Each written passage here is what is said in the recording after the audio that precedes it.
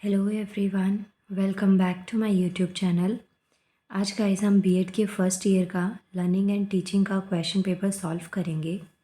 आप यहाँ पे देख सकते हैं ये 80 मार्क्स का पेपर है और 3 आवर्स का टाइम आपको इसको सॉल्व करने को दिया गया है।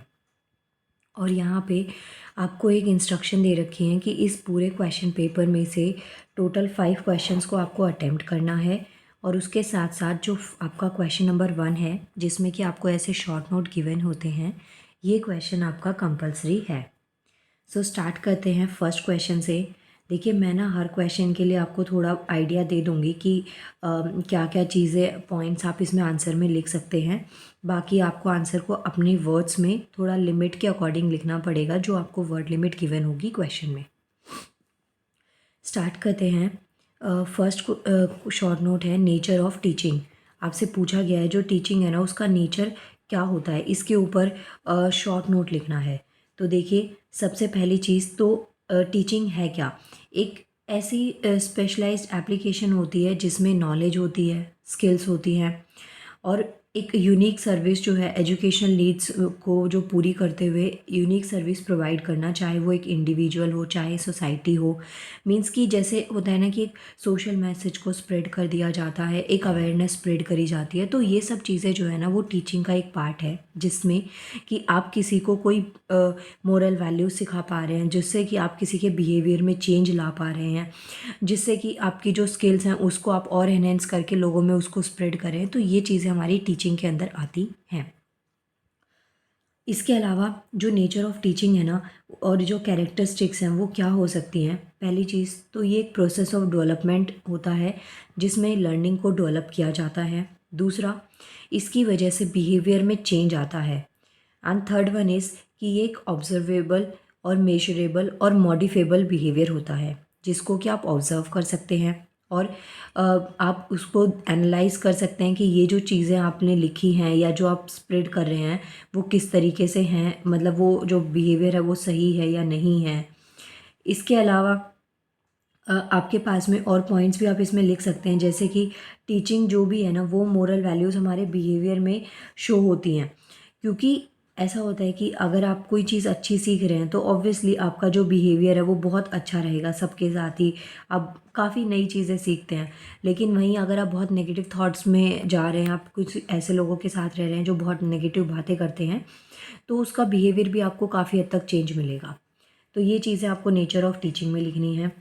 इसके बाद में देखिए, merits and demerits of demonstration method. अब यहाँ पे बच्चा आपको ना डिमॉन्स्ट्रेशन मेथड जो है ना पहले तो वो पता होना चाहिए कि होता क्या है। सो यहाँ पे ये एक टीचिंग का ऐसा मेथड, डिमॉन्स्ट्रेशन मेथड जो है ना, ये टीचिंग का एक ऐसा मेथड है जिसमें हम विजुअल एड्स को यूज़ करते हैं, जैसे फ्लिप चार्ट्स हो गए, पोस्टर्स हो गए, पावर पॉइंट हो गए। जैसे आज की डेट में ना पीपीटी से पढ़ाना एक बहुत ही कॉमन चीज़ है, क्योंकि उससे आपको इंटरेस्ट भी आता है, आपको थोड़ी पिक्चर भी दिख जाती हैं, जिसकी वजह से आपको चीज़ें काफ़ी टाइम तक याद रहती है।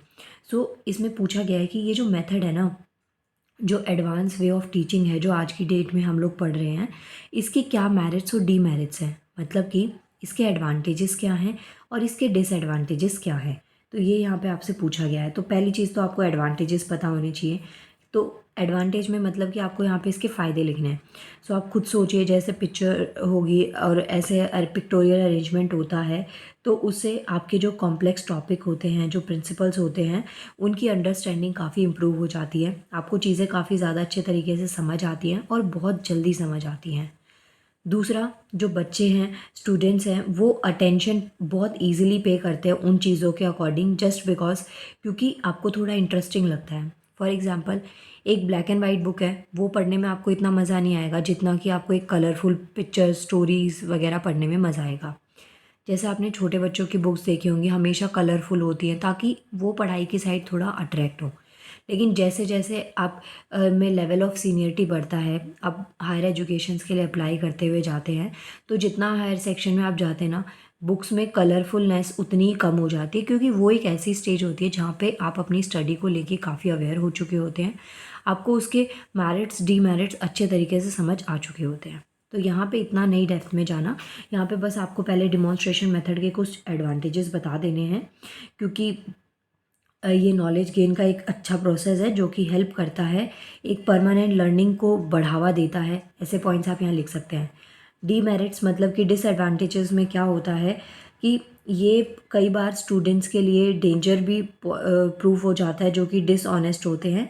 जब टीचर डिस्कशन करे पढ़ाए उस टाइम पे बच्चे ध्यान नहीं देते, उनको ये लगता है कि हम बाद में वो चीज़ को पिक्टोरियल अरेंजमेंट से या रिकॉर्डेड लेक्चर से हम लोग पढ़ सकते हैं, तो उस टाइम पे हो गया। इसके अलावा जो टीचर्स होते हैं वो ज़्यादा एक्सपेरिमेंट्स नहीं करना चाहते, वो सिर्फ बच्चे को ना एक टेक्स्ट बुक प्रेस्क्राइब कर देंगे या फिर वो चीज़ें दिखा देंगे कि आप खुद से कर लेना। तो इस सिचुएशन में ये जो है ना, ये थोड़ा सा इसके डिसएडवांटेजेस हैं, मतलब ये काफ़ी ज़्यादा नुकसानदायक उस टाइम पे हो जाता है। तो ये पॉइंट्स आप यहाँ पे लिख सकते हैं। इसके बाद में जैसे टाइप्स में जो डिमॉन्स्ट्रेशन है, इसके टाइप्स में भी आप ध्यान रख सकते हैं। क्लासरूम एक्सपेरिमेंट हो गए, क्लासरूम सर्वे हो गए, डेटा एनालिसिस हो गया। तो ये पॉइंट्स की हेल्प से आप इस आंसर को कंप्लीट कर सकते हैं।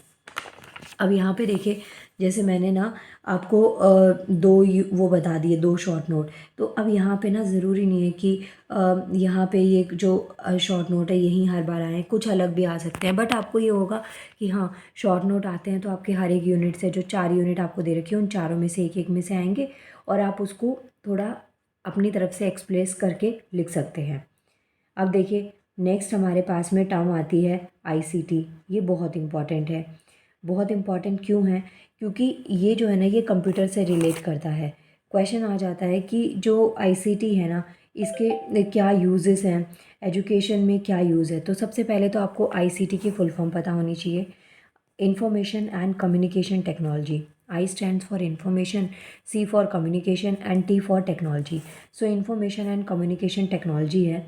अब इसके क्या क्या यूजेस हैं एजुकेशन में, देखिए, जो रिकॉर्ड्स हैं उसको मेंटेन करने के लिए हेल्पफुल है। इसके अलावा लेसन प्लान का जो लेसन प्लान डेवलपमेंट है उसमें काफ़ी इंपॉर्टेंट है, और जो प्रेजेंटेशन है उसमें एक रोल प्ले होता है। इसके अलावा जो बेसिक इन्फॉर्मेशन होती है जो कि आप इंटरनेट पे सर्च करते हैं, वो चीज़ें इससे काफ़ी एनहेंस हो जाती हैं। आपको एक सिंगल क्लिक पे बहुत सारी चीज़ें मिल जाती हैं। आपका लेवल ऑफ इंटरेस्ट जो है ना वो डेवलप करवा देता है ये। इसके अलावा इसमें और पॉइंट्स क्या लिख सकते हैं, जैसे आपको एक डेटा स्टोर करना है, नोटबुक्स भर जाती हैं तो उसके बाद में उनके जो पेजेस हैं उनका कलर थोड़ा सा चेंज हो जाता है, लेकिन फाइल में, कंप्यूटर में आप ये जो डेटा है ना इसको आप बहुत टाइम तक, लंबे टाइम तक स्टोर कर रख सकते हैं। और एक सिंगल सर्च पे अगर आप यहाँ हैं, अगर मानिए आप कहीं एक स्टेट में हैं और आपको दूसरी स्टेट में वो डेटा सर्च करना है, तो आप बहुत ईजिली ये चीज़ें कर सकते हैं। तो ये कुछ कैरेक्टरिस्टिक्स हैं एजुकेशन की, आईसीटी की इन एजुकेशन। तो कंप्यूटर जो है वो एजुकेशन में किस तरीके से रोल प्ले करता है, आप यहाँ पे वो पॉइंट्स को लिख सकते हैं। इसके अलावा नेक्स्ट आता है कैरेक्टरिस्टिक्स ऑफ गुड टेस्ट, कि जो अच्छा परीक्षण होता है इसके क्या कैरेक्टरिस्टिक्स हो सकती है। तो सबसे पहले तो देखिए, वो फास्ट होना चाहिए। यूँ नहीं है कि आप एक टेस्ट पेपर ले रहे हैं उसके महीनों बाद तक कोई टेस्ट नहीं है, एक फ़्लो बन जाता है बच्चों का। इसके बाद में कंप्लीट होना चाहिए, रिलायबल होना चाहिए। रिलायबल का मतलब हो गया कि उसकी रिलेबिलिटी बहुत हाई होनी चाहिए। ऐसा नहीं कि कुछ भी क्वेश्चंस डाल दे टेस्ट के नाम पे और यूँ मजाक सा हो रहा है। वैलिडिटी बहुत इंपॉर्टेंट है, कि जो फर्स्ट इंपॉर्टेंट कैरेक्टरिस्टिक्स होती है ये, कि जो गुड टेस्ट है ना वो वैलिडिटी होनी चाहिए उसकी, ऑब्जेक्टिविटी होनी चाहिए, जिससे कि आपकी जो मेजरिंग इंस्ट्रूमेंट्स है, जिससे कि आप चीज़ें जो जो आप सेक्टर्स को मेजर करना चाहते हैं वो आप उस टेस्ट के थ्रू मेजर कर पाएँ। तो ये होती हैं कैरेक्टरिस्टिक्स गुड टेस्ट की। जैसे मानिए आपको एम्प्लॉयज़ को हायर करना है, तो उस टाइम पे आपकी अलग डिमांड होगी, तो आप अपना जो टेस्ट है वो उस अकॉर्डिंग डिज़ाइन करेंगे। आपको आफ्टर ट्रेनिंग बच्चों का टेस्ट लेना है या जो एम्प्लॉयज़ हैं उनका टेस्ट लेना है, तो उस टाइम पे ऑब्वियसली आपका जो टेस्ट का लेवल होगा वो अलग होगा, उस टेस्ट की जो डिमांड होंगी वो अलग होंगी। तो इस अकॉर्डिंग आपको यहाँ पे ये पॉइंट्स को लिखना है। इसके बाद में देखिए, यहाँ पे ये शॉर्ट नोट जो हैं ये आपको हिंदी में भी दे रखे हैं। अगर आपका लैंग्वेज हिंदी में है तो आप वहाँ से इसको भी कर सकते हैं। इसके बाद में देखिए, नेक्स्ट हमारे पास में पॉइंट आता है कि जो टीचिंग है ना उसके क्या क्या फेजेज़ हैं। जैसे आपने पढ़ा कि जो टीचिंग है ना वो बहुत इम्पॉर्टेंट है, और यहाँ पे इसमें हमारे पास टीचिंग में फेजेस भी आते हैं और कुछ स्टेजेस भी आते हैं टीचिंग में। क्योंकि जो मेन पर्पस होता है ना टीचिंग का वो क्या है, एजुकेट करना लोगों को। इसके अलावा जो लर्निंग एबिलिटीज़ है ना उनको एनहेंस करना। तो अब इन दो चीज़ों के लिए आपके पास में अलग अलग फेजेस आते हैं जिसको हम पढ़ते हैं टीचिंग में। मेनली हम इसमें फेजेस में 3 टीचिंग फेजेस पढ़ते हैं, जिसमें एक आता है आपका प्री एक्टिव फेज जो है वो पहला फेज़ होता है, जिसके अंदर जो गोल्स होते हैं उनको डिटरमाइन किया जाता है और जो मेथड्स होते हैं, टेक्निक्स होती हैं, उनको कंसिडर किया जाता है। इसके अलावा जो ट्रेनिंग और टीचिंग टूल्स हैं उनको फाइंड आउट किया जाता है।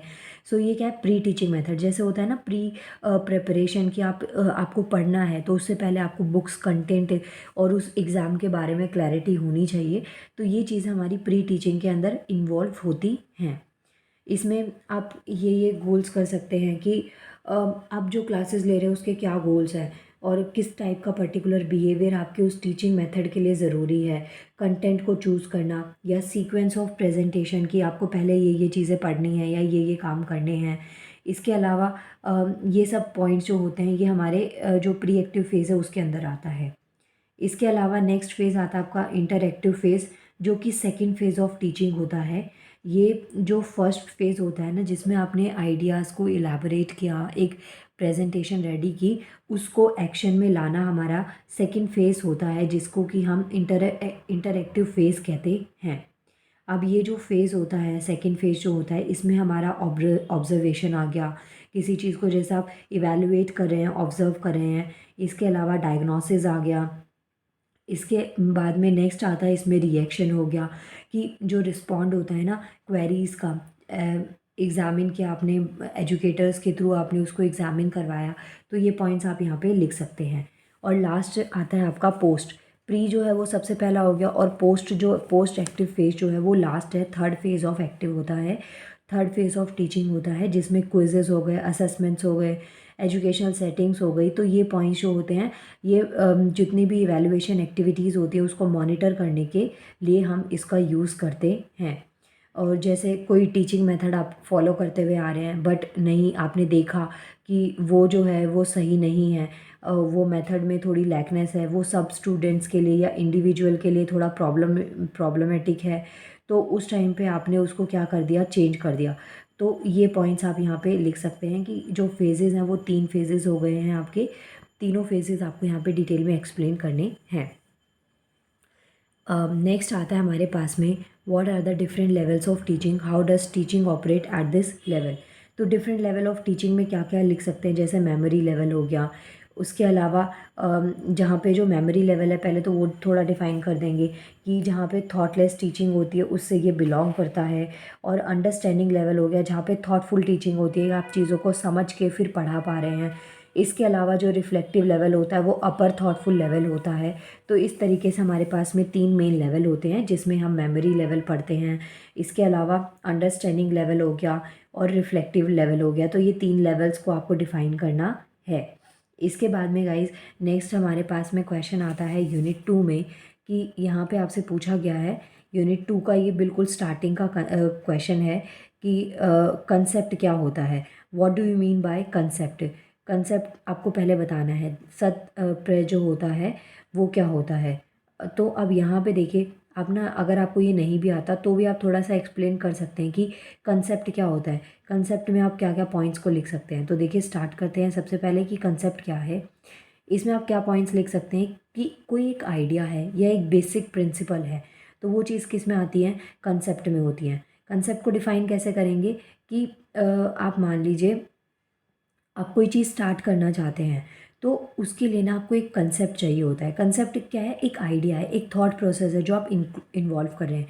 तो कंसेप्ट एक मेंटल रिप्रेजेंटेशन हो गया किसी भी कैटेगरी का, जो कि क्लास ऑफ ऑब्जेक्ट को, आइडिया, इवेंट या फिर जो कॉमन प्रॉपर्टीज़ होती है उनको शेयर करता है। अब यहाँ पे आपको मॉडल के अकॉर्डिंग डिफ़ाइन करना है। नेक्स्ट देखिए, नेक्स्ट क्वेश्चन क्या आता है आपका, आपको यहाँ पे ना शॉर्ट नोट लिखना है कि 2 पॉइंट्स आपको दे रखे हैं और ये दोनों ही आपको अटेम्प्ट करने हैं। कि पहला क्वेश्चन आपको दे रखा है कि लेक्चर क्या होता है। सो लेक्चर क्या है, एक टॉक हो गया ग्रुप ऑफ पीपल के बीच में जो एक पर्टिकुलर सब्जेक्ट या फिर पार्ट ऑफ यूनिवर्सिटी कोर्स है। जैसे आपने सुना होगा लेक्चरर जो टर्म है वो सुनी होगी। तो यहाँ पे क्या है, एक सीरियस टॉक होता है जो कोई एक्सप्लेन करता है, चाहे वो ही और शी है, वो अपने वर्क के अकॉर्डिंग बिहेव करता है, व्हाट इज़ राइट और व्हाट इज़ रॉन्ग उस अकॉर्डिंग बिहेव करता है। तो ये चीज़ होती है हमारी लेक्चर में। इसमें क्या होता है कि एक डिस्कोर्स होता है जो कि ऑडियंस को दिया जाता है, स्पेशली क्लास में इंस्ट्रक्शन के लिए, या फिर लेक्चर को हम ये कह सकते हैं कि फॉर्मल रिप्रूफ होता है, सॉरी, फॉर्मल रिप्रूफ होता है एक लेक्चर। इसके अलावा लेक्चर में हमारे पास बहुत सारे इसके सिनोनिम्स भी होते हैं, जैसे स्पीच हो गया, लेसन हो गया, टॉक हो गया। तो ये पॉइंट्स होते हैं लेक्चर के।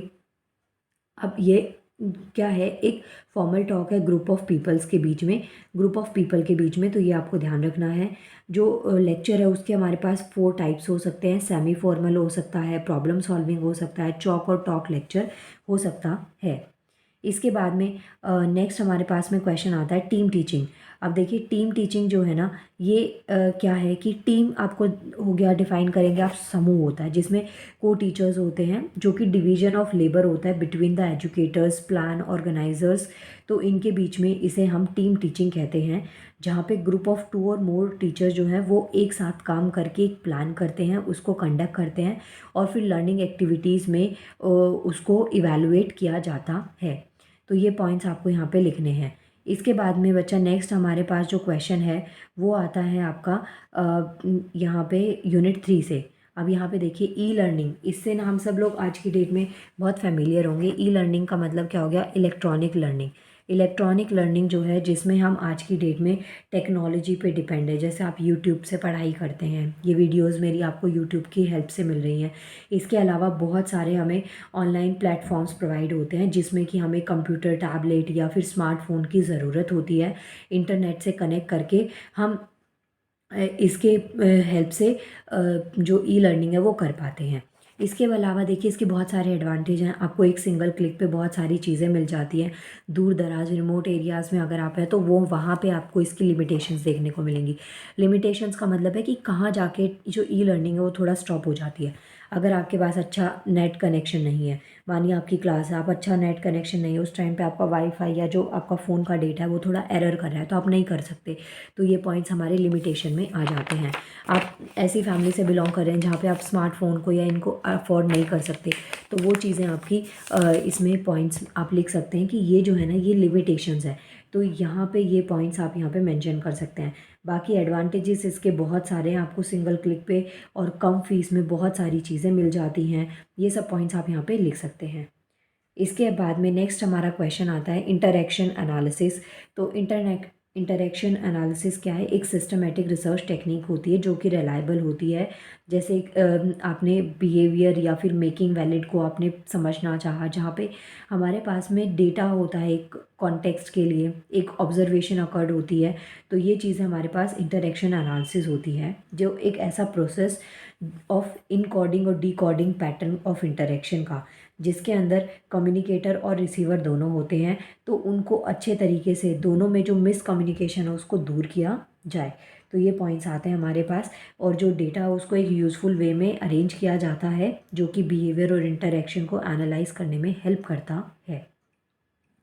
नेक्स्ट क्वेश्चन आता है हमारे पास में यूनिट 4 का, कि आपको टर्म दे रखी है। अब यहाँ पे आपको बताना है कि जो इवैल्यूएशन है ना वो क्या है। इवैल्यूएशन और टेस्टिंग कई बार दोनों चीज़ें पूछी जाती है, कई बार इवैल्यूएशन पूछी जाती है, तो आपको पता होना चाहिए। सो इवैल्यूएशन को हिंदी में हम मूल्यांकन कहते हैं। एक ऐसा सिस्टमेटिक प्रोसेस होता है जिसके अंदर आप खुद को असेस कर पाते हैं, या ये कोई चीज़ किस तरीके से हुई है, उसके मेरिट्स क्या हैं, उसके डीमेरिट्स क्या हैं। तो ये चीज़ें आती हैं हमारे पास में इवैल्यूएशन में। अब इवैल्यूएशन का बेसिकली मतलब यही हो गया कि आप उसका मूल्यांकन कर पा रहे हैं। अब इसमें हमारे पास बचा डिफरेंट टाइप्स ऑफ इवैल्यूएशन पूछी गई है। तो टाइप्स में हम क्या क्या लिख सकते हैं, समेटिव इवैल्यूएशन हो गया, फॉर्मेटिव इवैल्यूएशन हो गया, डायग्नोस्टिक इवैल्यूएशन हो गया, प्रोसेस इवैल्यूएशन हो गया। तो ये जो है ना, ये हमारे पास डिफरेंट डिफरेंट टाइप के इवैल्यूएशन हैं। इसके बाद में नेक्स्ट आता है हमारे पास में क्वेश्चन, लास्ट क्वेश्चन इस वीडियो का, कि आपको ना detail evaluation discuss in detail evaluation as a continuous and comprehensive process. तो यहाँ पे ना इवैल्यूएशन जो है वो एक कॉन्टीन्यूस और कॉम्प्रिहेंसिव प्रोसेस है, इसको आपको बताना है। जैसे इसकी जो फुल फॉर्म है ना वो CCE पैटर्न आपने पढ़ा होगा। सो ये क्या है, कॉन्टीन्यूस और कॉम्प्रिहेंसिव इवैल्यूएशन स्टूडेंट्स के जो कॉग्निटिव मीन्स की जो मेंटल डेवलपमेंट होता है, साइकोलॉजिकल, साइकोमोटर और को स्कॉलस्टिक एक्टिविटीज़ होती हैं through out the school year, उसको इवैल्यूएट करने के लिए हमारे पास ये एक टेक्नोलॉजी है जिसे हम कॉन्टीन्यूस एंड कॉम्प्रिहेंसिव प्रोसेस कहते हैं। वैसे कई बुक्स में आपको ये CCE लिखा होगा, फिर उसको डिटेल में एक्सप्लेन किया हुआ है, लेकिन यहाँ पे थोड़ा आपको कॉम्प्लिकेटेड लग रहा होगा क्योंकि ये आपको फुल फॉर्म दे दी डायरेक्ट, तो ये आपको लिखना है। इसके अलावा ये स्कॉलस्टिक और को स्कॉलस्टिक हो सकती हैं। इसका मीनिंग आपको यहाँ पे डिफ़ाइन करना है कि जो चाइल्ड डेवलपमेंट है उसके प्रोसेस को इवैल्यूएट किया जाता है स्कूल रिलेटेड एक्टिविटीज़ को ध्यान में रखते हुए। इसके अलावा राइट टू एजुकेशन एक्ट के अंडर इस प्रपोज़ल को लाया गया था। राइट टू एजुकेशन एक्ट 2009 आपको यहाँ पे याद रखना है, CBSE का, तो ये पॉइंट्स आपको लिख सकते हैं यहाँ पे। इसके अलावा इसमें स्टेट गवर्नमेंट्स भी इंक्लूड हैं, ये सब पॉइंट्स आप यहाँ पे लिख सकते हैं। इसके बाद में बच्चा ये आपकी देखिए, ये गाइस ये ख़त्म हो गया है लर्निंग एंड टीचिंग ये सब्जेक्ट, सॉरी ये क्वेश्चन पेपर। नाउ मिलते हैं नेक्स्ट वीडियो में। Thank you so much.